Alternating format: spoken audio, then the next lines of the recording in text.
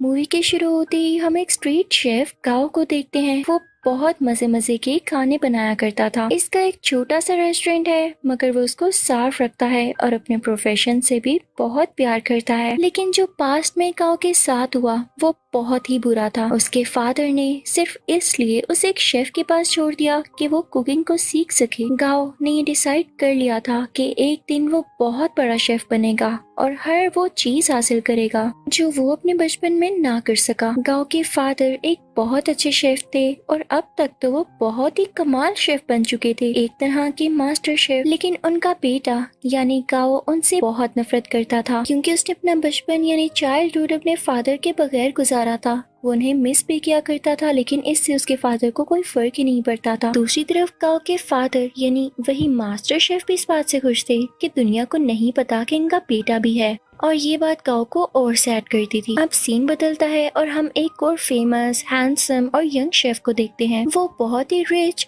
और royal families के लिए खाना बनाया करता था। उसका नाम पोल होता है। पोल का ये ख्वाब था कि वो अपने फादर के लिए अपनी कंट्री में एक रेस्टोरेंट बनाएगा। इसलिए वो अब्रोड को छोड़ते हुए और सब ऑफर्स को मना करते हुए अपनी कंट्री वापस आ जाता है। वहाँ जाकर वो एक फिश सेलर के पास जाता है और कहता है कि मुझे एक बड़ी सी मछली तो दिखाओ। तो फिश सेलर उसे मना कर देता है। अब जैसे ही गाओ उसके पास बड़ी सी मछली लेने आता है तो वो आदमी उसे मछली दे देता है। ये देखकर पोल को बहुत गुस्सा आता है और वो गाओ को गुस्से से देखता है, जैसे वो उससे जेलस हो कि भाई इसने उसको मछली क्यों दे दी। फिश सेलर जब इन दोनों को गुस्से में देखता है तो वो मछली के 2 टुकड़े कर देता है ताकि इनमें लड़ाई ना हो। लेकिन वो दोनों फिर भी एक दूसरे को गुस्से से घूरते रहते हैं। अब हम पोल के शानदार और बहुत ही प्यारे रेस्टोरेंट को देखते हैं जिसकी आज ओपनिंग होती है। वो बहुत नीट एंड क्लीन एडवांस तरीके से बनाया गया और बहुत ही खुला रेस्टोरेंट होता है। उसको बहुत अच्छे तरीके से डेकोरेट किया होता है। पोल ने जो नया रेस्टोरेंट खोला था वो गांव के रेस्टोरेंट के बिल्कुल सामने था, जिसे देखकर गांव के दोस्त घबरा जाते हैं, क्योंकि ये नया रेस्टोरेंट इन कस्टमर्स का सारा इंटरेस्ट अपनी तरफ करने वाला था और इन सब लोगों को इनसे छीनने वाला था। और जिस बात का डर था वही होता है। सब लोग नए रेस्टोरेंट का टेस्ट चेक करने के लिए उसमें चले जाते हैं। तो गांव के दोस्त गांव को सपोर्ट करने के लिए डिस्काउंट ऑफर की अनाउंसमेंट करते हैं, जो कस्टमर्स को वाकई में अट्रैक्ट करती है, और वो फिर से गांव के रेस्टोरेंट की तरफ चल पड़ते हैं। इस बात से पोल के दोस्तों को बहुत गुस्सा आता है और वो इनसे आके गुस्से से बात करते हैं कि तुम लोगों के साथ मसला क्या है, हमारी सक्सेस तुम लोगों से देखी नहीं जा रही। फिर एट द एंड दोनों पार्टीज में डिसाइड होता है कि क्यों ना एक कंपटीशन रखा जाए और देखा जाए कि किस शेफ के हाथ में ज्यादा टेस्ट है। अब दोनों को जबरदस्ती कंपटीशन में पार्ट लेने के लिए कहा जाता है। पहले तो वो मान नहीं रहे होते, लेकिन जब एक दूसरे को देखते हैं तो पहचान लेते हैं कि इन लोगों का सामना तो उस दिन फिश स्टॉल पर हुआ था। तो ये लोग कंपटीशन के लिए रेडी हो जाते हैं। अब टेबल लग जाता है और उस पर एक बड़ी सी फिश रखी जाती है जिसको इन दोनों ने काटना था। अब सबसे पहले पोल फिश को काटता है और उसके कांटे बहुत स्मूथली और तेजी के साथ निकालने लगता है। और उसका ये तरीका सबको बहुत पसंद आता है। अब वो फिश फेंकता है गाँव की तरफ। गाँव भी फिश को बड़े अच्छे तरीके से काटता है और उसकी स्किन जब सबको दिखाता है तो उस पर जरा सा भी फ्लैश नहीं होता, यानी उस पर जरा सा भी फिश का मीट नहीं लगा होता। तो उसको भी सब बहुत एडमायर करते हैं, यानी दोनों की बराबर तारीफ होती है। अब वहाँ एक चेयरमैन भी होते हैं जो उनसे कहते हैं कि एक इंटरनेशनल कुकिंग कंपटीशन होता है, मुझे लगता है कि तुम दोनों को उसमें पार्ट लेना चाहिए। अब दोनों को प्रूव तो करना था कि इनमें से कौन बेस्ट शेफ है। तो दोनों रेडी हो जाते हैं। अब पोल मीडिया को बताता है कि मैं फ्रांस में कुकिंग करता था और चाइना आकर मैंने फील किया कि अब भी लोग पुराने तरीकों को यूज करके कुकिंग करते हैं। और जाहिर है ये बात वो इनडायरेक्टली गाँव को ही कह रहा था, और इसे देख के गाँव को बहुत गुस्सा आता है। अब वहाँ सबको पता चलता है कि पहले इनका आपस में कंपटीशन होगा। अगर ये लोग उसे जीत जाते हैं तब ये लोग फाइनल तक पहुँच सकेंगे और साथ ही साथ बहुत ही बड़े मास्टर शेफ से मिलने का भी चांस मिलेगा। और ये मास्टर शेफ कोई और नहीं बल्कि गाँव के ही फादर थे। उधर गाँव के रेस्टोरेंट में पोल की दोस्त आती है और गाँव और उसकी दोस्त को रेस्टोरेंट आने का कहती है कि आज का खाना आप हमारी तरफ खाएं। अब वो दोनों यानी गाँव और उसकी दोस्त पोल के रेस्टोरेंट तो जाते हैं, लेकिन उनको खाना पोल नहीं बल्कि पोल की वही दोस्त सर्व करती है। दिखने में वो खाना तो फ्राइड एग और एक प्लांट पोट की तरह लग रहा था, लेकिन उसका टेस्ट एकदम अलग था। तो ये देख के वो सोचता है कि वाकई पोल की कुकिंग बहुत एडवांस है। तो वो सीधा किचन में जाता है और उसको गुस्से से कहता है, पोल अपना खाना अच्छा दिखाकर क्या साबित करना चाहते हो? कि तुम बहुत अच्छे कुक हो। तो पोल चुप रहता है और उससे मीट पकाने का कहता है कि चलो देखते हैं कौन ज्यादा अच्छा मीट पका सकता है। गाओ चैलेंज एक्सेप्ट करता है। अब गाओ बहुत ही अच्छे तरीके से वो मीट पकाता है। वो बहुत डिलीशियस लग रहा होता है। अब पोल उसे कहता है कि मैं तुम्हें सेम रेसिपी के साथ ये डिश बनाकर दिखाता हूँ। पोल शुरू करता है और सेम डिश बहुत ही कम टाइम में बना लेता है। जब गाओ उसको स्मेल करता है तो उसे अपनी डिश में और इसकी डिश में कोई फर्क नहीं लग रहा होता। तो वो समझ जाता है कि वाकई इसके पकाने का तरीका बहुत एडवांस है। वो उदास हो जाता है और वहाँ से चला जाता है। अब गाओ को कोई कहता है कि उसे उसके फादर बुला रहे हैं। गाओ अपने फादर के पास जाता है और कहता है कि अब आपने मुझे क्यों बुलाया, जबकि आप ये बात मानते ही नहीं कि मैं आपका बेटा हूँ। तो मास्टर शेफ उसे कहते हैं मैंने ऐसा इसलिए किया ताकि दुनिया ये ना कहे कि तुम मेरे बेटे हो, इसलिए तुम इंटरनेशनल कंपटीशन तक पहुँच सके, बल्कि मैं तो यही चाहता हूँ कि तुम खुद ये करो। तो गाओ कहता है डैड मुझे वैसे भी आपकी सपोर्ट की जरूरत नहीं, जब मुझे आपकी जरूरत थी तब आप मेरे पास नहीं थे। खैर मैं अब ये साबित करके दिखाऊंगा कि मैं वो हासिल कर सकता हूँ जिसकी वजह से आपने मुझे छोड़ा। अब गाओ यहाँ से चला जाता है क्योंकि उसे अपने डैड की किसी भी बात पर यकीन नहीं होता। अब next day international cooking competition होता है। सब प्रिपरेशन की जा चुकी होती हैं। कॉम्पिटेंट्स यानी पोल और गाओ भी रेडी होते हैं। टाइम स्टार्ट होता है। पोल की कोई स्वीट डिश होती है और गाओ की चिकन डिश। दोनों बहुत मेहनत से अपनी डिशेस तैयार करते हैं। पोल तो टाइम से पहले ही अपनी डिश तैयार कर लेता है, लेकिन उसके बाद गाओ की भी शानदार डिश रेडी हो जाती है। उसने भी टाइम पर अपना दिया गया टास्क पूरा कर लिया था। जजेस और ऑडियंस बहुत इम्प्रेस होते हैं और अब उनकी डिशेस को टेस्ट किया जाता है और दोनों के सेम पॉइंट्स आते हैं क्योंकि जज को उनके खाने में इतना ज्यादा डिफरेंस नहीं लग रहा था, यानी दोनों की डिशेस बहुत मजे की थी। तभी स्टेज पर एक जज आता है और इस कंफ्यूजन को क्लियर करने के लिए कहता है कि नो डाउट दोनों की डिशेस की टेस्ट बहुत आला थे, लेकिन मुझे टाइम मैनेजमेंट पॉल की ज्यादा पसंद आई, इसलिए ये कंपटीशन पॉल ने अपने नाम कर लिया है। पॉल यहाँ पर बहुत ज्यादा खुश हो जाता है। गाओ क्योंकि कंपटीशन हार चुका होता है तो वो बहुत ज्यादा उदास होने की वजह से अपने घर भी नहीं जाता और वीडियो गेम्स खेलने के लिए चल पड़ता है। वो कई दिन तक अपना टाइम यूं ही स्पेंड करता रहता है और एक दिन उसके पास वही शेफ आते हैं जिनके पास उसने अपना बचपन गुजारा और उसी के पास गाओ के डैड उसे छोड़ कर गए थे। वो उसे समझाते हैं कि गाओ देखो, हार जीत तो इंसान की जिंदगी का हिस्सा होती है ना।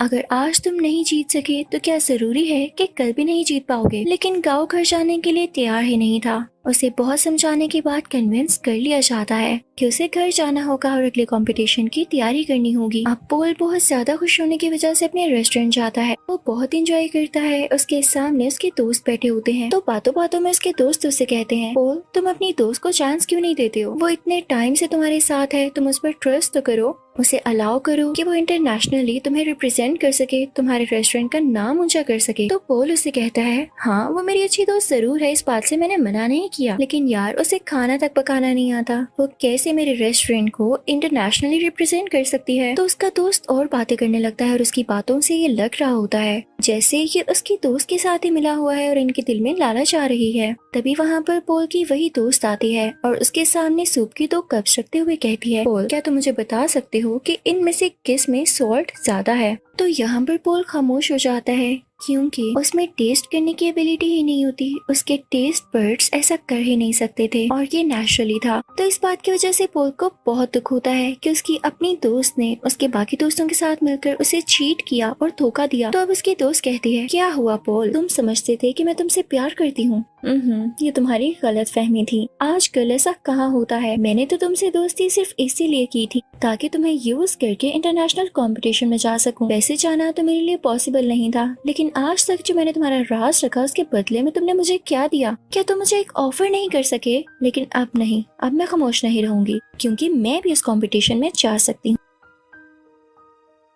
अब यहाँ पर एक और बड़ी बात रिवील होती है कि पोल की दोस्त पोल के ही दोस्त के साथ मिलकर पोल को चीट कर रही थी क्योंकि वो दोनों अब रिलेशनशिप में थे और पोल के अगेंस्ट ही एक साजिश यानी कॉन्स्पिरेसी चल रहे थे कि पोल के रेस्टोरेंट को बेच देंगे और उनसे जो पैसे आएंगे उनसे अपनी लाइफ स्टार्ट करेंगे। लेकिन पोल भी ऐसा होने दे नहीं सकता था। पोल बहुत उदास हो जाता है और अपने रेस्टोरेंट से बाहर आ जाता है। रात हो चुकी होती है और वो बाहर बैठकर ड्रिंक करने लगता है। तभी उसे गाओ भी देख लेता है और उसके पास आके कहता है पोल तुम उदास क्यों बैठे हो यार, तुम तो जीत चुके हो, तुम्हें खुश होना चाहिए। तो पोल उससे कहता है हाँ जीत तो चुका हूँ पर हार भी बहुत कुछ चुका हूँ। खैर तुम छोड़ो, तुम्हें एक बात बताता हूँ, सामने ये बैनर देख रहे हो, वो इनफैक्ट गाओ के फादर यानी उसी मास्टर शेफ की पिक्चर होती है। तो पोल उसकी तरफ इशारा करके कहता है कि ये मेरे आइडियल हैं, मैं चाहता हूँ मैं इनकी तरह बनूं। तो गाओ आगे से हल्का सा मुस्कुराता है और कहता है पोल, ये मेरे फादर हैं, तुम यही सोचते हो ना कि अच्छे इंसान है और तुम इनके जैसा बनो, तो मैं तुम्हें बताऊं मेरे फादर दिल के बहुत बुरे हैं। गाओ उसे अपने पास्ट की स्टोरी बताने लगता है कि उन्होंने मेरे साथ क्या क्या किया। पहले तो पोल कहता है गाओ तुम मजाक कर रहे हो यार, बस कर दो। लेकिन गाओ उसे बताता है नहीं, वो मुझे बचपन में वाकई में छोड़ गए थे सिर्फ इसलिए कि मैं उनके प्रोफेशन को अपना नहीं पा रहा था। मैंने अपना सारा बचपन उनके बगैर गुजारा है।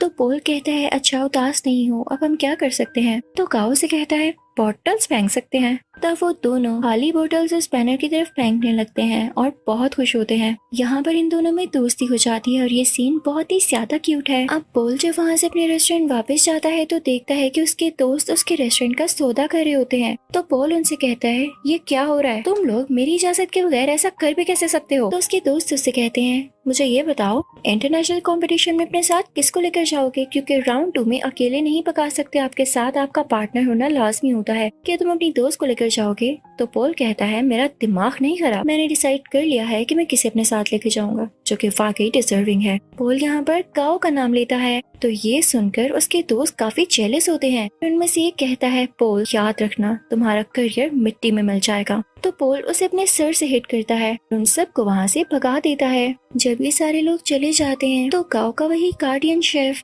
पोल से कहता है पोल वाकई तुमने ये सोचा है कि तुम गाओ को अपने साथ लेकर जाओगे। तो पोल कहता है हाँ क्यों नहीं, और साथ ही वो गाओ के शोल्डर पर पैट करता है और कहता है हाँ ये डिजर्विंग है। सब बहुत खुश होते हैं। अब यहाँ पे कंपटीशन की तैयारियां शुरू हो जाती हैं। दोनों में ये डिसाइड होता है कि पोल गाओ को अपने नए तरीके सिखाएगा, जबकि गाओ पोल को अपने पुराने तरीके जिस तरह से वो कुकिंग करता है। गाओ पोल से कहता है तुम परेशान मत होना, अगर तुम्हारे टेस्ट बड्स काम नहीं करते मैं तुम्हारा टेस्ट वापस लाने में तुम्हारी मदद करूंगा। वो उसे समझाता रहता है कि इस तरह करो।